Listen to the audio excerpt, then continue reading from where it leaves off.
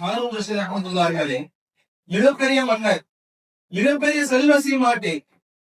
அவர் சக்கராத்துடைய நேரத்தில் இருக்கும் பொழுது அவருடைய காவலாளியத்தில் கூறுகிறார், நான் இறக்கும் கபர், என்னை அடக்கம் செய்யும் கபரை எனக்கு காட்டுங்க, என்னை அடக்கம் செய்யும் கபரை இடத்துல காட்டுங்க என்று சொல்லுகிறார். உடனே அந்த காவலாளியை அழைச்சிட்டு போறாங்க. ஹாரூன் ரஷீத் ரஹ்மத்துல்லாஹி அலைஹி இந்த கபரை பார்க்கிறாங்க, பார்ப்பவருடைய அழுக ஆரம்பிச்சிடுறாங்க. காவலாளெல்லாம் கேட்கிறாங்க, ஏன் அவங்க தேம்பி அழுவுறீங்க? அவர் சொல்றாரு, நான் எவ்வளவு பணக்காரனா இருந்தேன், என்னிடத்துல எவ்வளவு சொத்து இருந்துச்சு, வாலியா, இந்த சொத்து தான் எனக்கு இங்க வந்து எந்த உதவியும் செய்யாது, இந்த கபரிடத்துல நான் பணக்காரனா இருந்தா சொன்னாரு, கபரை கேட்குமா?